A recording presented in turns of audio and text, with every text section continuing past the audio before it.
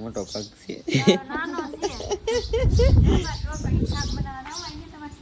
હું બનાવવા જાવ ને ઢોકળીનું શાક.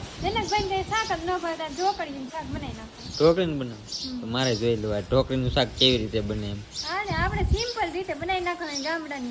લાઈટ ન હોય ને તો ડાયરેક્ટ ભજન ને મૂવી ધબધબાટી.